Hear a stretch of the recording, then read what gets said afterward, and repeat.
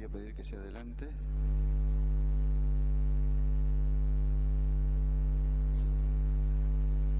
Ya lo hemos tenido, nos ha bendecido. Ayer él estuvo con los pastores y esposas.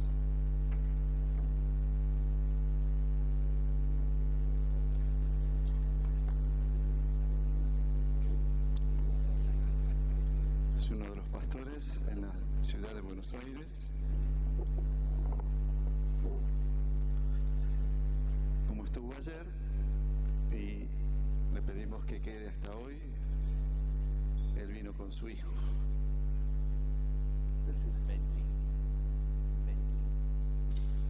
Bentley, su hijo. Queremos orar por él. Señor, muchas gracias por Dani, por tu vida en él, por tus tratos con su vida, con su familia. Gracias, Señor, por la manera en que lo estás usando entre tu pueblo. Señor, y queremos bendecirlo esta mañana para que sea tu palabra y fluya con poder entre nosotros. En el nombre de Jesús. Amén. Aleluya. Qué lindo estar otra vez acá con ustedes. Rosario es una ciudad muy amada por los porteños, por lo menos por los hermanos de la iglesia de Buenos Aires, y los lazos que tenemos con todos ustedes son muy profundos y muy añejos. Yo me acuerdo que venía a Rosario con papá acompañándolo en las primeras visitas cuando tendría 8 años, 9 años. Hugo tenía 17 años cuando vino a casa por primera vez, y yo tenía, ¿cuánto? 7 tenía. Así que fíjense la historia. Me parece increíble que yo esté acá trayendo una palabra, porque en ese momento debería ser el tipo más travieso y más complicado de la familia Baker, pero el Señor, todas estas canciones acerca del amor del Señor y de la misericordia del Señor se aplican tanto en mi vida, en la paciencia que Dios tuvo conmigo. Pero tengo que decir que hay una parte positiva, porque cuando uno es así medio complicado, los que crecen son los demás. Y papá creció mucho gracias a mi ministerio. No creo que haya habido otro que impactó más en su vida que yo. Pero bueno, aquí estoy. Voy a hablar sobre familia, que es la carga más grande que yo tengo, la preocupación más grande que tengo, pero no de hoy. Es una preocupación que traigo desde que era soltero. Vivimos en un tiempo donde proliferan grupos de creyentes, pero me preocupa ver que no se produce una transformación profunda en los hogares, más allá de ciertos nuevos esquemas morales. Pero lo que nos debe preocupar es que se plante el reino de Dios en nuestras casas.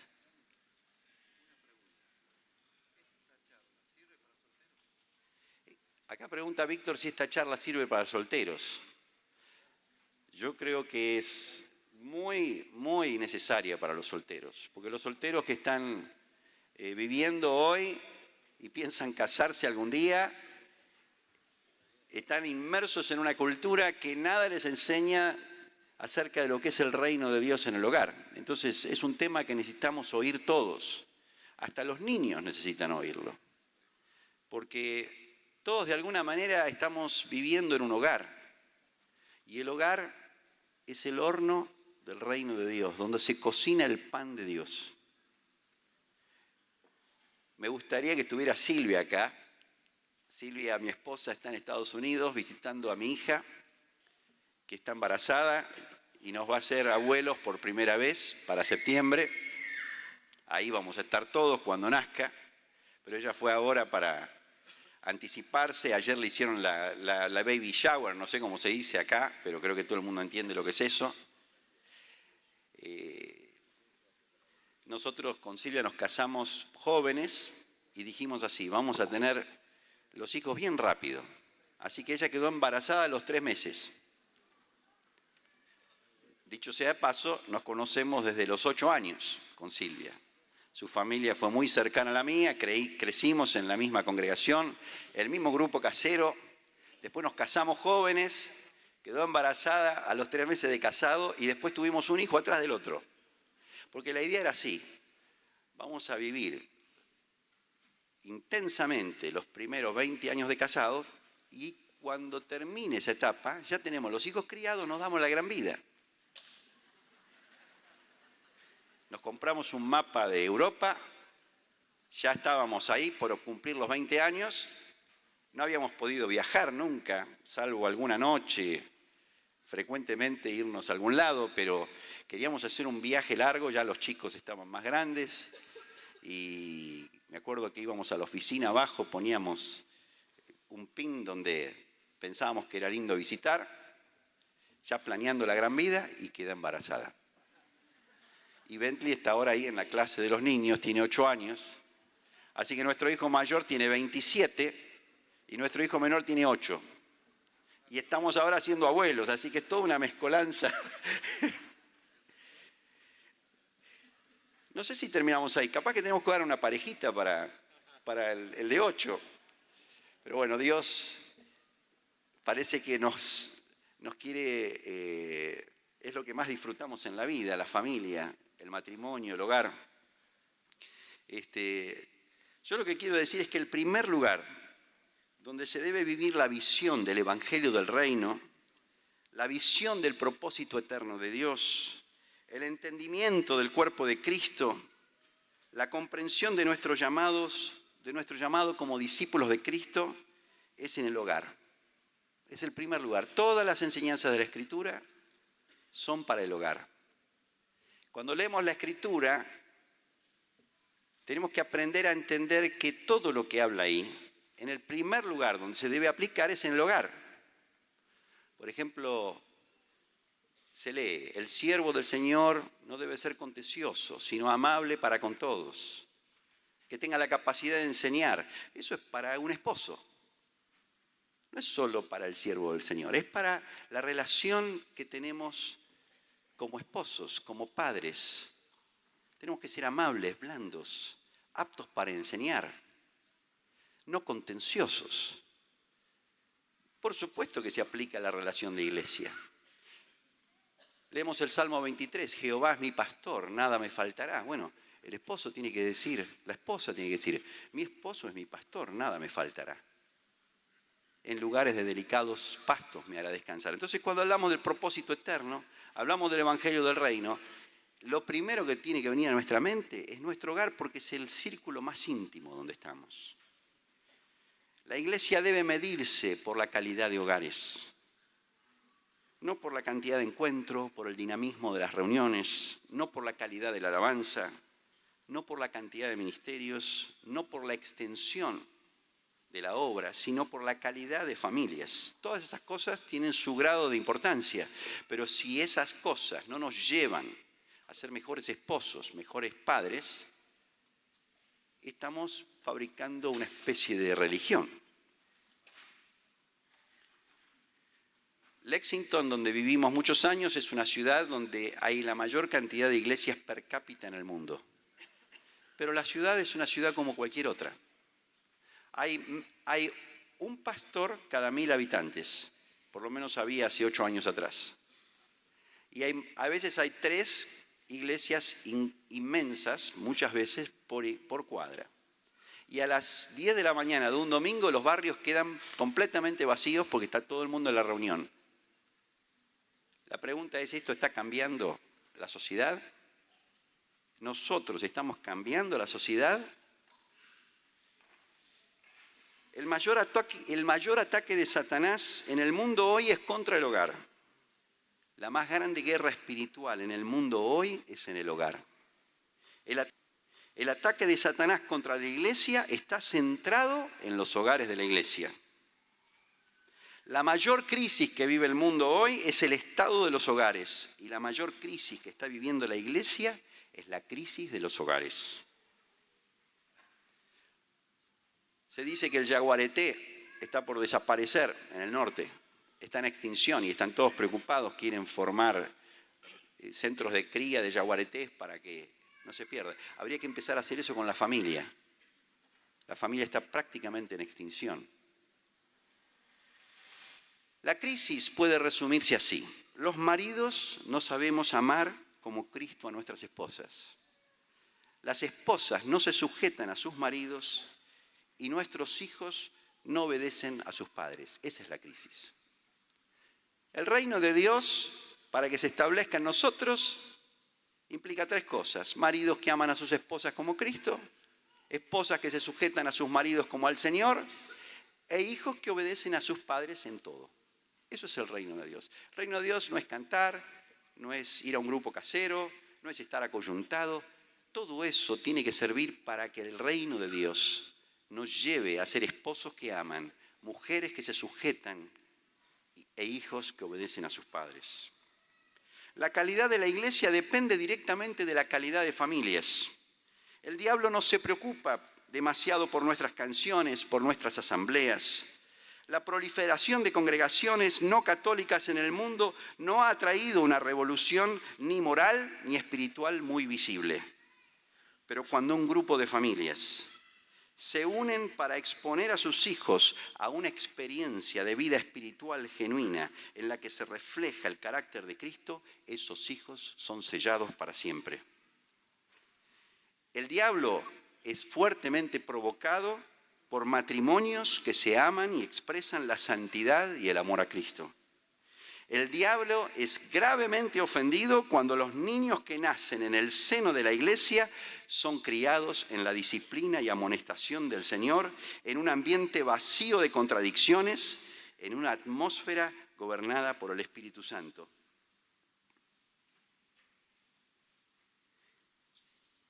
Para medir nuestra espiritualidad, debemos colocar el termómetro en el hogar. Si realmente queremos saber cómo estamos sirviendo al Señor, cómo estamos ganando la batalla contra Satanás, debemos medir tres cosas. Nuevamente, ¿cómo los maridos amamos a nuestras esposas? ¿Cómo las esposas se sujetan a sus maridos? Y la calidad de la obediencia de nuestros hijos. El primer síntoma de decadencia de la iglesia es la decadencia del hogar. Mientras la iglesia crezca en ministerios y en los hogares los padres no velen por la vida de Cristo, la batalla estará perdida. Todo ministerio que no termine transformando el hogar será vana palabrería. Es fácil convencer de mi espiritualidad a los que me ven en encuentros espirituales, o sea, en reuniones, en el grupo casero, en una reunión de coyuntura, en una reunión como esta. Ahí es fácil. Pero si convenzo a los que viven a diario bajo el mismo techo de que Cristo vive en mí, por muchas generaciones el nombre de Dios será glorificado. Una de las mejores formas de medir nuestra efectividad como hijos de Dios es observando nuestra capacidad para pasar la antorcha a la generación que viene detrás nuestro. El reino de Dios crece en generaciones. El reino de Dios aumenta en gracia y poder y no depende de la decadencia del mundo, porque la iglesia es el reino de Dios. La iglesia verdadera no sigue el declive moral, sino que al contrario, cuando aumentan las tinieblas, la iglesia se hace más evidente, más brillante, más gloriosa. Pero si mi vida espiritual es una vida artificial, es decir, vivida en encuentros espirituales, lo más probable es que mis hijos no puedan sobrevivir en su propia generación a la decadencia moral que los rodea. Yo podría seguir y seguir y seguir. Es la familia. Si miramos el mundo, los últimos 30, 40 años, proliferaron las congregaciones, se multiplicó en muchos países la cantidad de congregaciones evangélicas, pero la familia en la iglesia evangélica siguió al mismo ritmo su decadencia que en el mundo. De hecho, la tasa de divorcio de los pastores en Estados Unidos, donde digamos que la iglesia evangélica está en su auge, es más alta que la tasa de divorcio secular. Si uno es pastor en Estados Unidos, tiene más posibilidades de divorciarse que si fuera un inconverso cualquiera de un barrio. De hecho, yo estuve con un pastor una vez en Florida que me dijo que él estaba casado con una mujer que no era muy espiritual y Dios le dijo, tenés que dejarla para buscarte a otra que sea más espiritual. Y fue contando cómo el Señor le iba marcando, esta es la mujer. Estamos en una crisis profunda, no es solo de divorcio. La crisis más grande, si vamos a ser concretos, es la crisis que hay en el matrimonio. Porque la fábrica de vida, si bien es el hogar, pero el foco del hogar es ¿qué? Es el matrimonio. Nuestros hijos no miran mucho lo que decimos, no miran mucho cuánto hablamos, cuánto leemos la Biblia. Lo que miran es qué producto produce eso en nosotros. Y especialmente, cómo estoy tratando a mi esposa. ¿Cómo hablo con ella? ¿Cuánto deseo estar con ella? Creo que el termómetro lo tenemos que poner ahí. Si queremos saber el estado de los varones en la iglesia, tenemos que poner el termómetro en cómo los varones tratan a sus esposas. Porque la fábrica de vida es el matrimonio.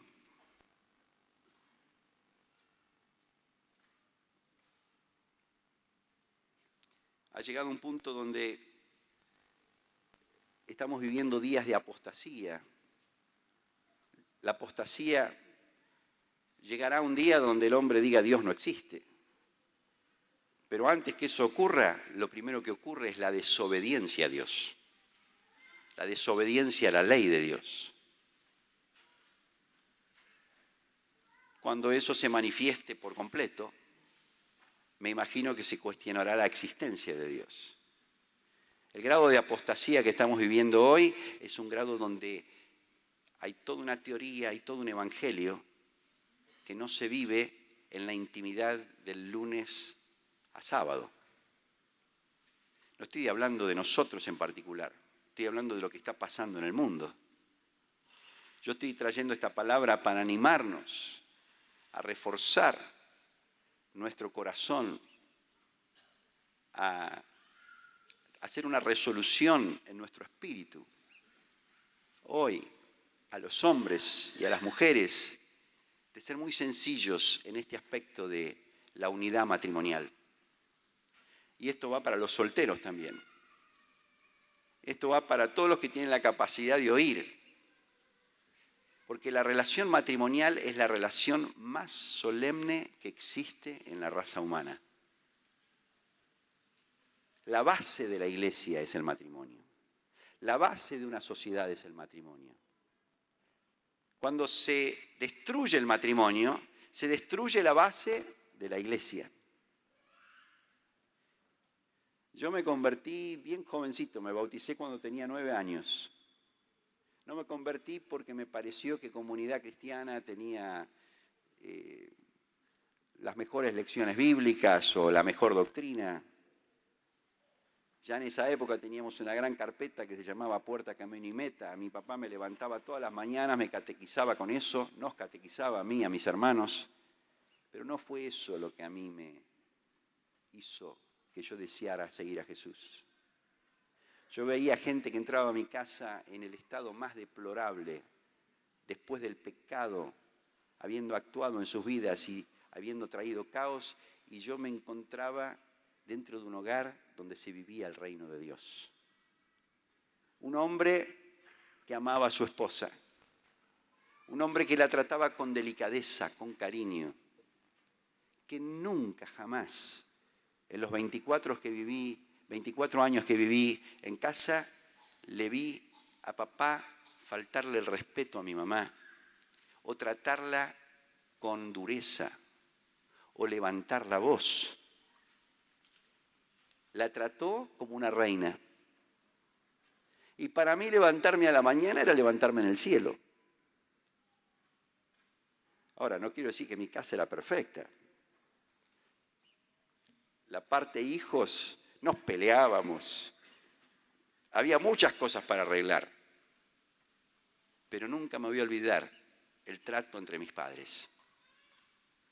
Nunca me voy a olvidar el gobierno de Dios en un matrimonio que día y noche expresó el amor de Cristo.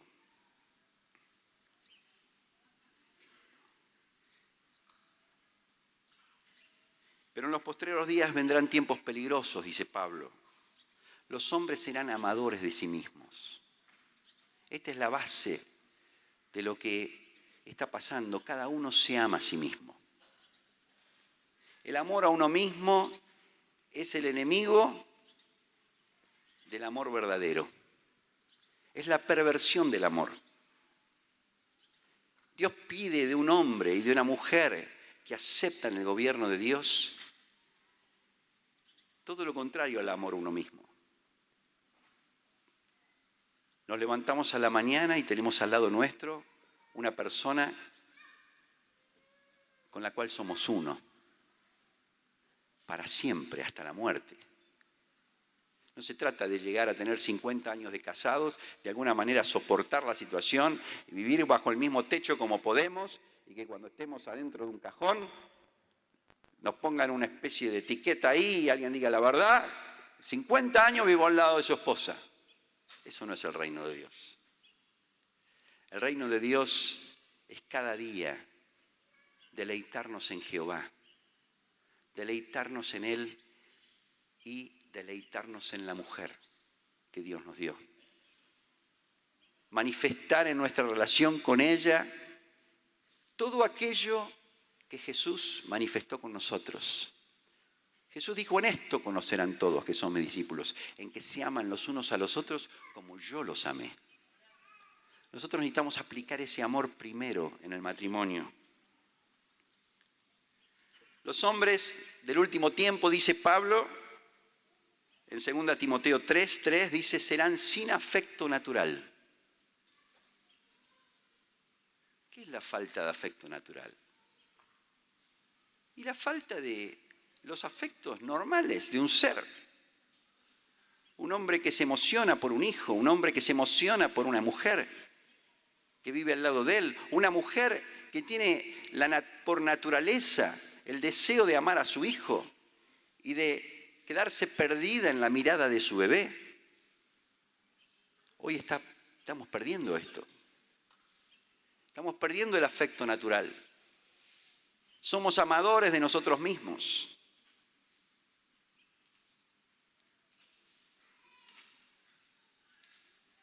Dice que tendrán apariencia de piedad, pero negarán la eficacia de ella. ¿Cómo se niega la eficacia de la piedad? En la omisión de la vida piadosa, de la vida de devoción, donde el Espíritu Santo es el rey del hogar.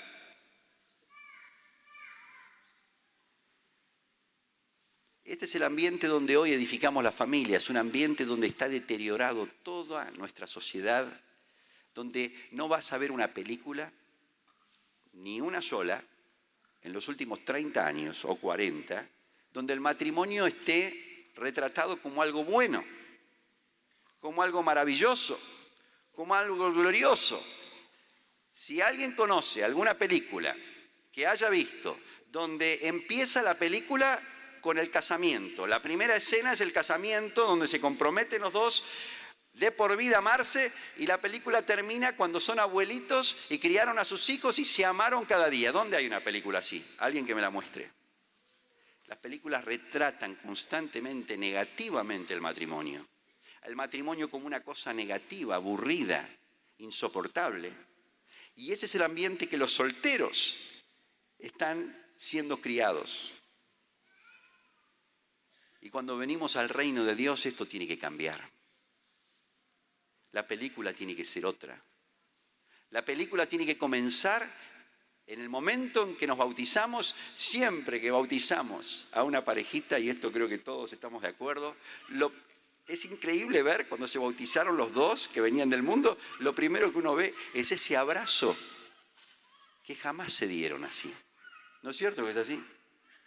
Más de una vez terminamos de bautizar a alguien y nos dice, nunca nos abrazamos de esta manera, nunca sentimos el afecto, la unidad que sentimos en este momento donde Dios nos hace una nueva criatura. Y por primera vez entendemos lo que es ser uno. Y tenemos que cuidar este sentir.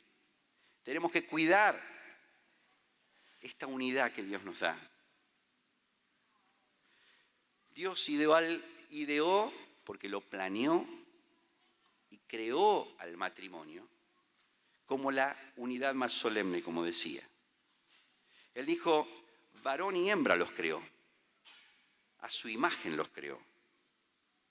Y dijo Dios, no es bueno que el hombre esté solo, en Génesis 2:18, le haré ayuda idónea para él.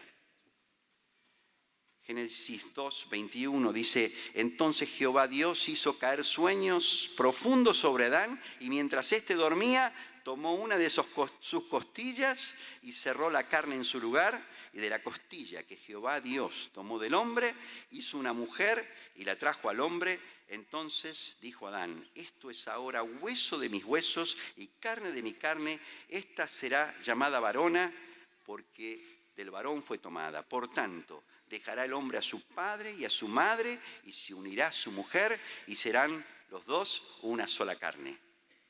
Los fariseos vienen, le preguntan y le dicen, así que es lícito divorciarse de la mujer por cualquier causa.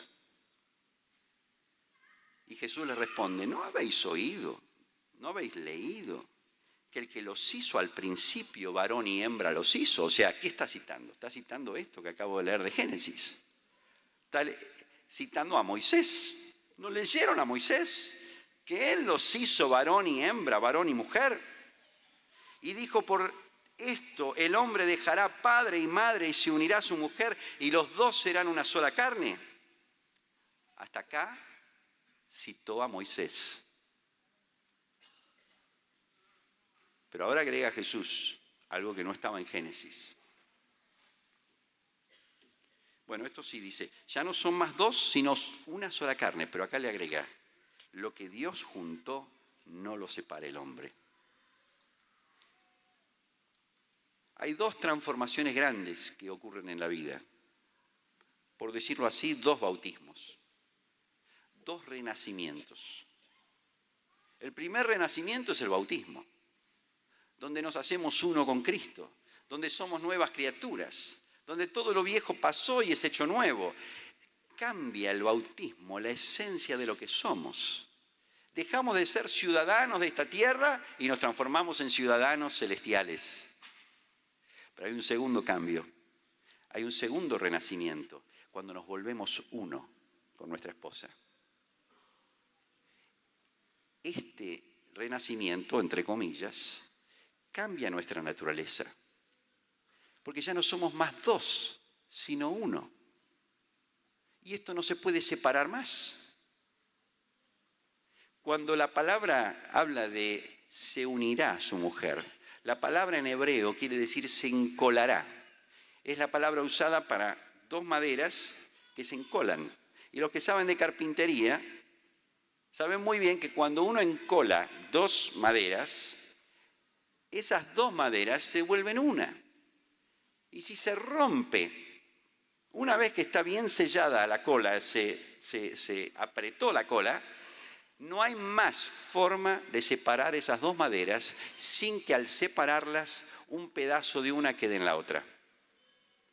No se van a romper. O sea, esta nueva madera, que es la unión de estas dos con el trabajo de la cola, nunca jamás va a poder separarse sin cambiar la esencia. El problema del adulterio es ese, que uno ya forma parte del otro. Uno ya está hecho uno con el otro y no hay forma de escaparle a la cosa. Donde vaya yo, está mi esposa. Somos uno. Malaquías 2:15 dice, ¿no hizo él uno, habiendo en él abundancia de espíritu? Él podría haber hecho muchas otras cosas.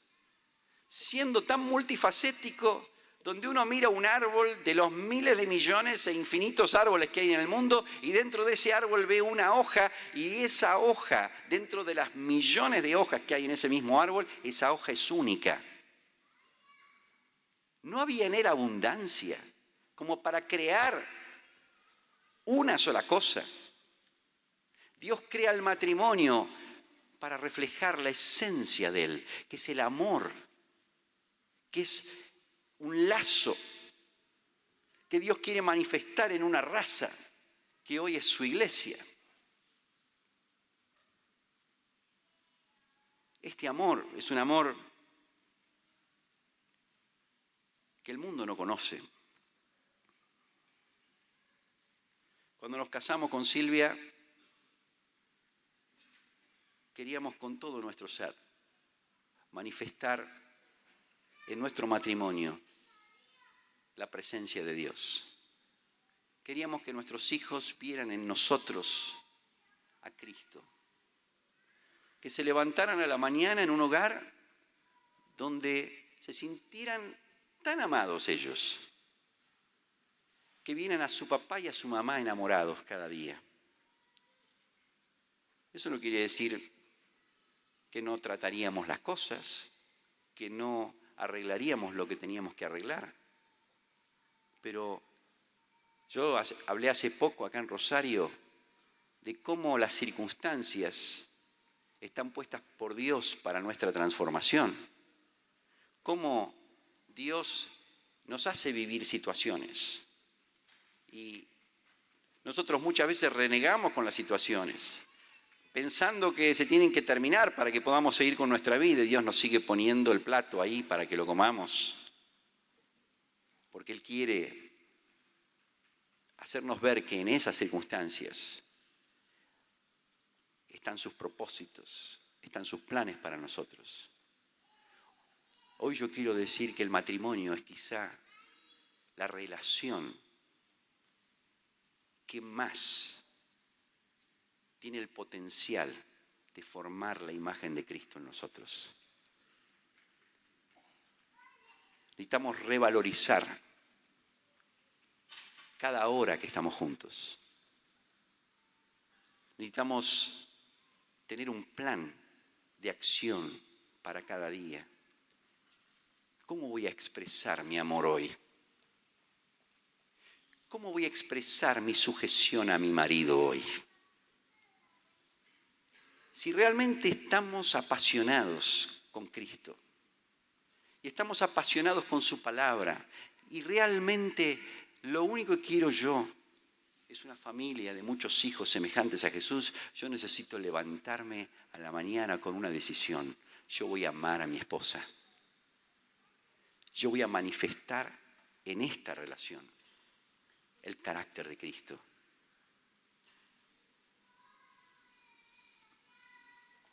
Eso implica dejar atrás a papá y a mamá. En el dejar atrás a papá y a mamá y unirme a mi esposa está en dejar mi individualidad. Cuando yo vivía con papá y mamá se ocupaban de mí, me daban la mamadera, me daban la leche chocolatada. Hay madres que todavía le hacen el pancito untado a los 18 años. Y después tiene que casarse. Pobre mujer. Pobre la esposa. Bentley está en su escuelita dominical, así que puedo decir tranquilo lo que voy a decir, pero a veces tengo pánico porque yo tengo una paciencia con él que no la tuve con ninguno de los demás chicos. Claro, ahora tengo 52 años, y él vive en un colchón de algodón en casa. Y yo 2 por 3 reacciono, digo, pero este se va a tener que casar un día, va a tener que tener una esposa, más vale que... Pero dejar a papá y mamá es dejar atrás mi individualidad y reconocer que yo soy una nueva esencia con mi esposa. Dejé de ser un hijo al cual hay que servirle todo en bandeja para volverme un esposo abnegado, que deja de ser lo que era para transformarse en una sola persona, en una sola carne, en una sola unidad con la esposa. Los que no logran hacer este cambio y están con la esposa, pero en la mente siguen siendo los hijitos mimados y siguen acordándose del viejo y de la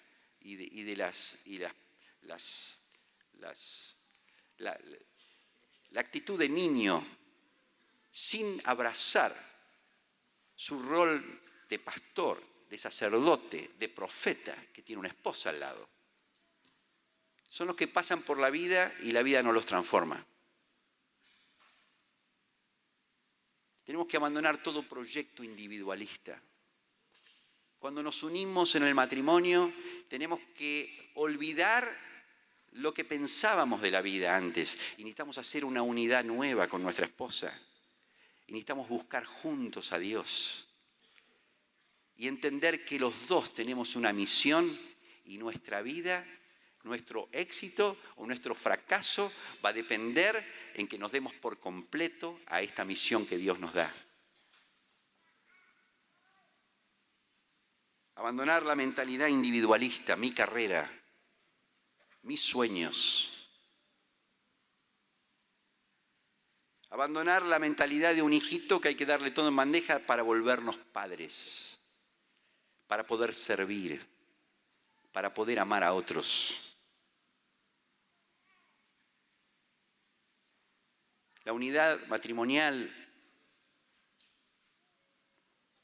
implica entender que así como un capitán de un barco se ata al puente de mando, porque si se va a hundir el barco me hundiré yo con él, por lo tanto mejor que lo salve, así nosotros tenemos que atarnos al curso de nuestro matrimonio. Tenemos que entender que puede ser que el ministerio crezca, puede ser que tengamos grupos caseros, puede ser que ganemos a muchos, puede ser que vayamos a misiones tremendas, pero si fracasamos en la unidad con nuestra esposa y con nuestro esposo, si el reino de Dios no bajó a que yo amo a mi esposa como Cristo me amó a mí, abnegadamente, esforzadamente, cariñosamente, amablemente, pacíficamente, y yo estoy por afuera, en las plazas, tienen un ministerio muy precioso para ganar a otros, pero no logran ganar su casa. Yo lo que pido es que nos tenemos que entusiasmar antes que con los perdidos, antes que con los desconocidos, antes que aquellos que están en una cama de un hospital. Necesitamos preguntarnos, ¿yo estoy expresando esta pasión a mi esposa? Mi esposa sabe que es el ser más importante de todos los seres que hay en el planeta, a quien yo amo. Entonces, ¿cómo se manifiesta la unidad? No sé si me siguen lo que estoy tratando de decir. Estoy tratando de hablar de que la unidad matrimonial es mucho más que estar casado con una persona a 50 años. La unidad matrimonial se construye a diario, en una pasión y en un reconocimiento de que esta persona, este hombre, esta mujer con la cual yo me casé, no es solo la persona que yo elegí, sino que es un instrumento de Dios y el que más me va a ayudar a mí para que el carácter de Cristo sea formado. Si yo no discierno que el amor que yo tengo por ella o por mi esposo de alguna manera determina cuánto yo amo a Jesús, Y mido de otra manera mi amor a Jesús, por la manera en que yo hablo, por la manera en que me llevo bien en los cafés, en otros lados, en reuniones.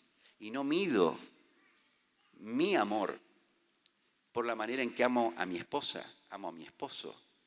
Algo está fallando. La fábrica de vida está produciendo material distinto. Necesitamos unirnos espiritualmente. 2 o 3 cosas quiero decir para terminar. Necesitamos tener una carga en común. Necesitamos juntos ser sacerdotes por nuestra casa. Cuando tenemos situaciones que limitan nuestro gozo pleno y nuestra unidad plena, necesitamos anotarlas. Necesitamos tener un plan de acción con ellas. Necesitamos orar y ayunar juntos. Necesitamos venir a Jesús con esas cosas, sin negociar la calidez y el amor, sin dejar de dar abrazos y besos, sin dejar de expresar nuestro cariño, la capacidad para poder decir, no entiendo lo que me estás diciendo, no sé qué es esto que me estás reclamando, no lo logro percibir, pero te prometo que voy a orar por esto. Y vamos a orar juntos. Pero déjame que te diga, sos el amor de mi vida. Sos la persona que Dios puso al lado mío y yo estoy gozoso de ser tu esposo. Vamos a orar juntos. Pero esta capacidad de preservar la unidad del espíritu en el vínculo de la paz, aun cuando tenemos cosas que tratar, porque todos tenemos cosas que tratar. Pero la unidad tiene que ser sobre todo espiritual. La mayor unidad que debemos buscar es la unidad de espíritu con nuestra esposa. Mirar juntos la vida de la misma manera. Mirar el mundo, mirar la iglesia, mirar a nuestros hijos, pero sobre todas las cosas mirarnos a nosotros mismos, mirar nuestros matrimonios con un ojo espiritual, con una mirada espiritual, en un espíritu de afabilidad y de amor y de cariño, y no de tensión, de discusión y de pelea.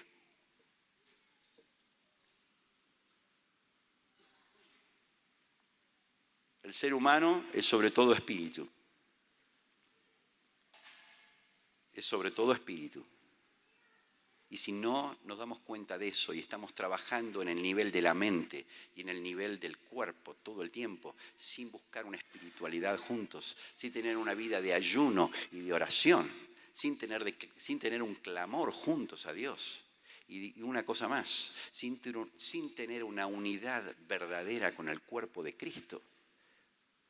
Porque en el fondo estar unido a Cristo es estar unido al cuerpo. Las coyunturas no sirven de mucho si no hay una apertura clara sobre aquellos aspectos que como esposo y como esposa no hemos podido resolver solos.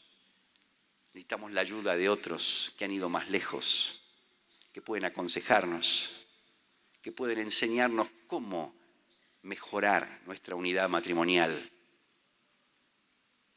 Así que es una vida de oración, es una vida de ayuno, es una vida de sujeción al cuerpo. Yo realmente no estoy sujeto al cuerpo.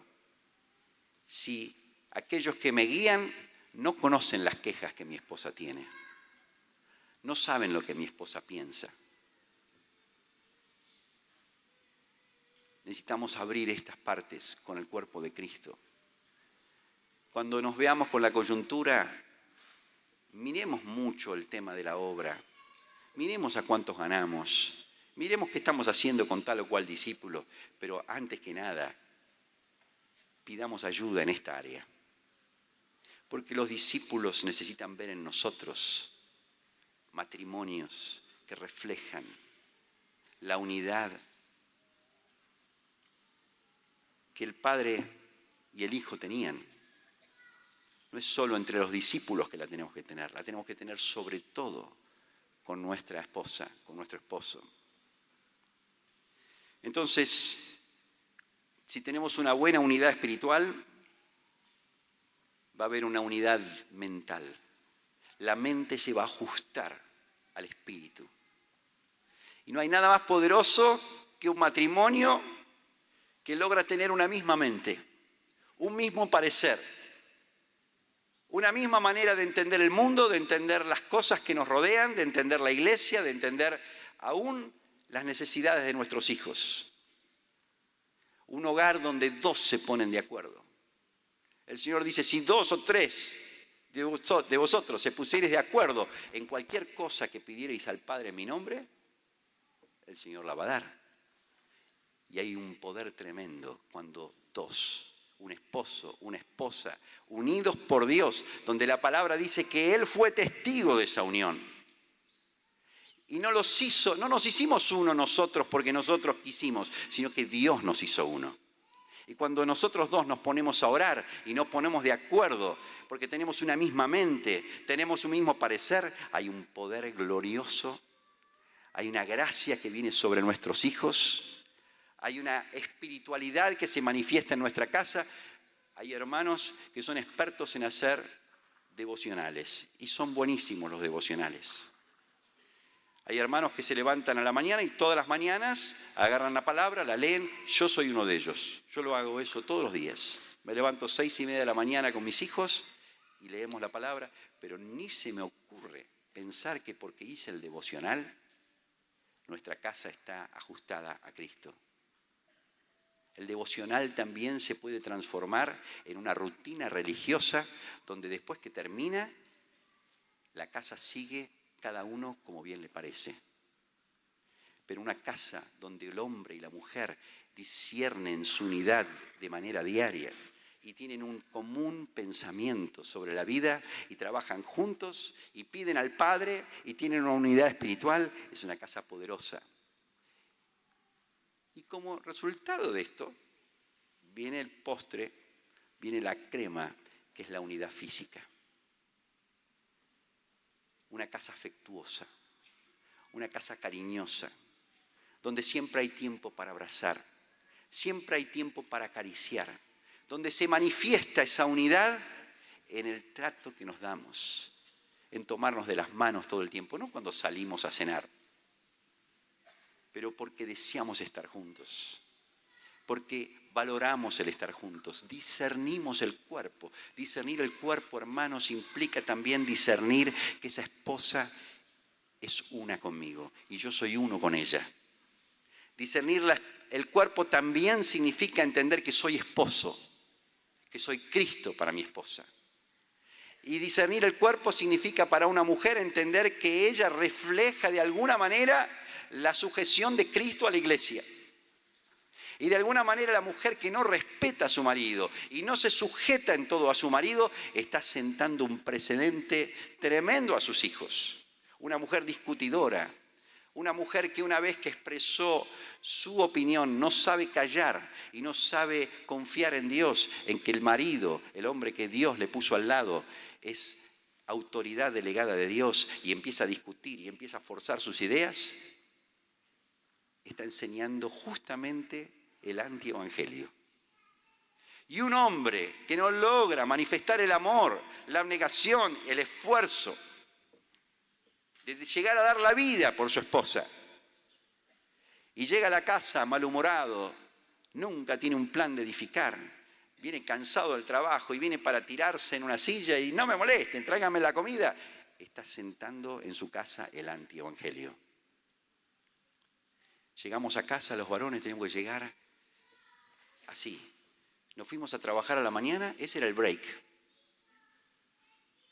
Pero en cuanto estamos volviendo a casa, estamos pidiéndole a Dios, Señor, yo vengo cansado, no tengo ni fuerzas, pero yo necesito tu espíritu, porque necesito manifestar tu gloria en mi esposa, en mis hijos. En ese hogar, cuando un hombre vuelve hacia su casa, que tiene un corazón de profeta, de padre, de sacerdote, y que lo trae a su esposa. Yo cuando llego a casa busco que la primera persona que saludo es mi esposa. A veces me gana de mano Bentley, este chiquitín que viene corriendo, pero yo busco lo primero es saludarla a ella, abrazarla a ella. Es como que uno sienta las bases. Papá me decía así, vos ¿amás mucho a tus hijos? Lo mejor que puedes hacer por ellos es amar a la mamá de tus hijos. No hay nada que los alegre más. Nosotros como padres necesitamos volver a casa y enfocarnos en nuestra esposa. ¿Cómo te fue? ¿Cómo estuviste, mi amor? Traer un plan. ¿De qué vamos a hablar? Si no lo tenemos el plan, ¿saben quién se lo va a llevar? El televisor. Se lo va a llevar la tablet. Se lo van a llevar el mundo. Pero cuando traemos un plan, cuando venimos orando al Señor, a casa llega una cara, viene Moisés con la cara encendida. Bueno, no exageremos tanto. Pero eso deberíamos buscar. Entonces unirnos es unirnos espiritualmente. Una unión espiritual donde buscamos una comunión espiritual con nuestra esposa, con nuestro esposo. Eso implica que esa unidad se tiene que dar en obediencia a la palabra. Esa unidad se tiene que dar en obediencia al protocolo de Dios. El protocolo de Dios es así: el hombre, siervo y cabeza. Cristo es cabeza del varón, varón cabeza de la mujer. Necesitamos la espiritualidad de nuestro matrimonio, tiene que tener este componente. ¿Y qué de la esposa? Esposa sujeta, esposa respetuosa.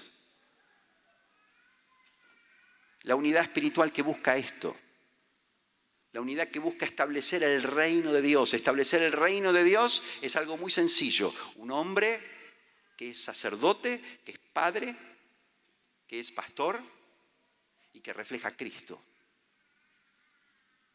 Que la esposa puede decir: Dani es mi pastor, nada me va a faltar.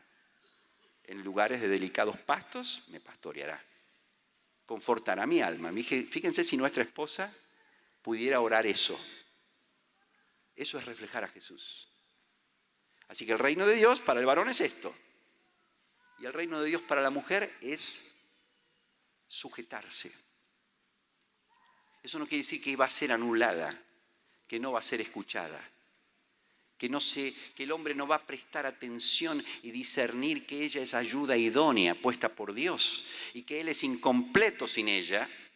Por lo tanto, un hombre que discierne el rol que Dios le dio de cabeza sobre su hogar, discierne que su esposa es un factor esencial en las tomas de decisiones.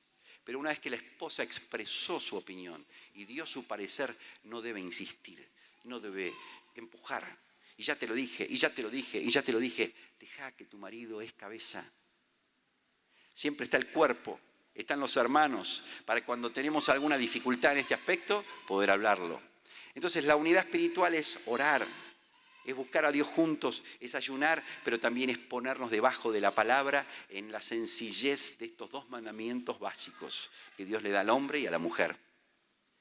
Esto nos va a llevar a una unidad de mente. Cuando tenemos una unidad espiritual, podemos ir tranquilamente confiados de que nuestras mentes se van a unir y que vamos a tener una misma lectura y una lectura sabia.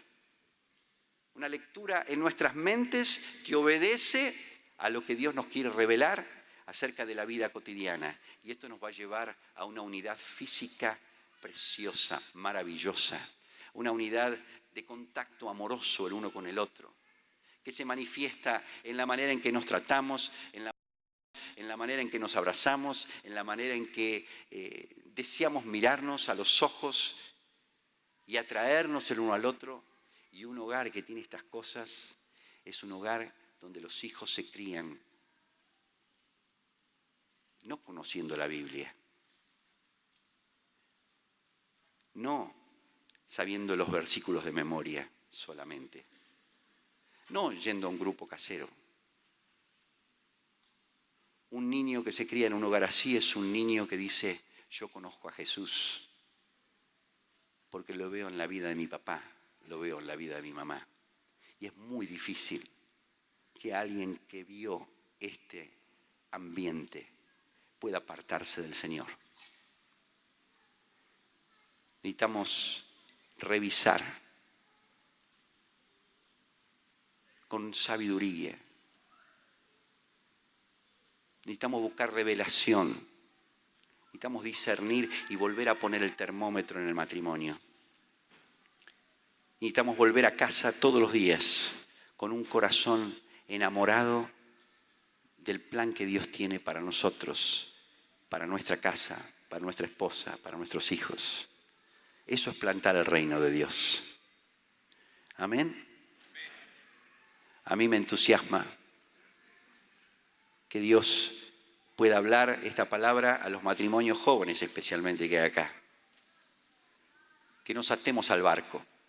Si el barco se hunde, nos hundimos todos. Atémonos y anclemos todo nuestro futuro a esta relación que tenemos con nuestra esposa, con nuestro esposo. Y volvámonos, hombres y mujeres, esposos jóvenes y esposas jóvenes, que no se conforman a este siglo, sino que son transformados por la revelación del entendimiento de Dios, para que comprobemos la buena voluntad de Dios, que es agradable y perfecta. Los matrimonios que se casaron en los últimos 5 o 7 años tienen una chance gloriosa de profundizar el modelo de Cristo en casa. Los que tienen hijos pequeños tienen hoy un poder glorioso de que en medio de esta sociedad maligna y perversa, nuestros hijos puedan decir: el mundo, yo no sé qué es el mundo, estoy enamorado de Cristo, estoy enamorado del Señor. Dios nos hable este día. Podemos ponernos de pie, podemos orar al Señor. Si estás con tu esposa, tómala de la mano, abrazala. Tu esposo también.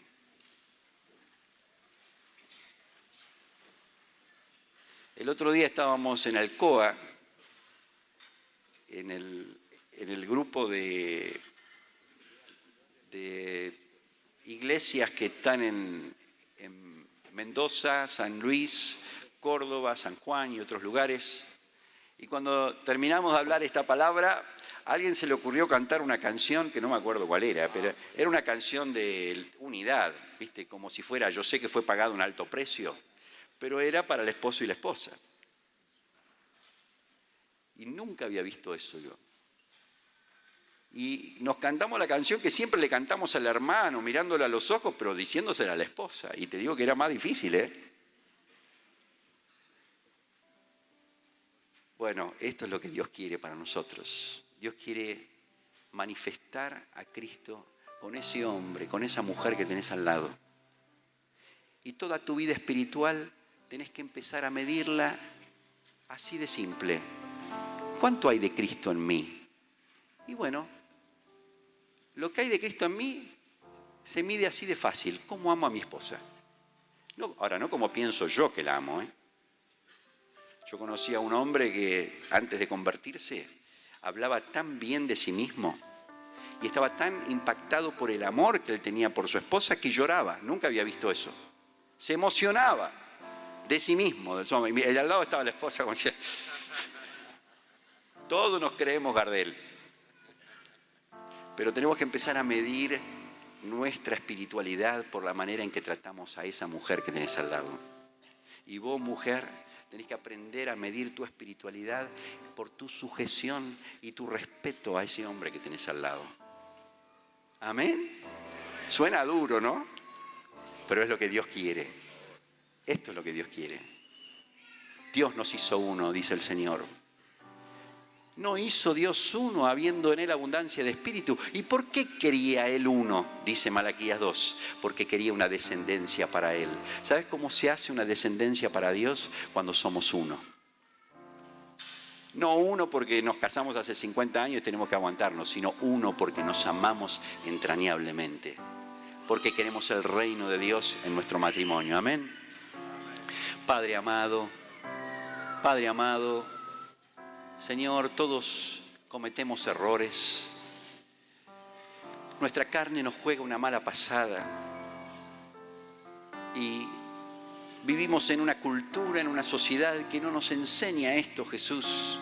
Todo está en contra de este amor que vos querés que tengamos, Señor.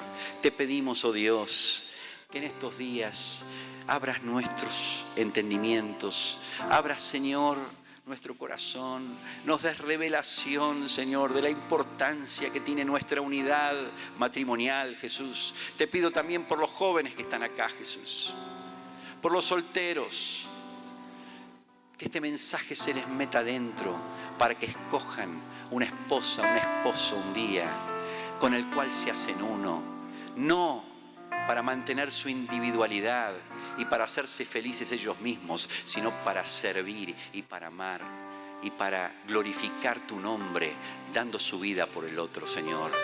Enséñanos, oh Dios, este mensaje, oh Dios, y ayúdanos a vivirlo todos los días, oh Dios. Señor, nos entregamos a ti una vez más. Nos entregamos a tu voluntad, Señor. Y bendecimos, Señor, estas familias que hay aquí hoy, Jesús. Bendecimos tu nombre, Jesús. Seas glorificado entre nosotros hoy, Jesús. En el nombre de Jesús. Amén. Amén. Amén. Muchas gracias.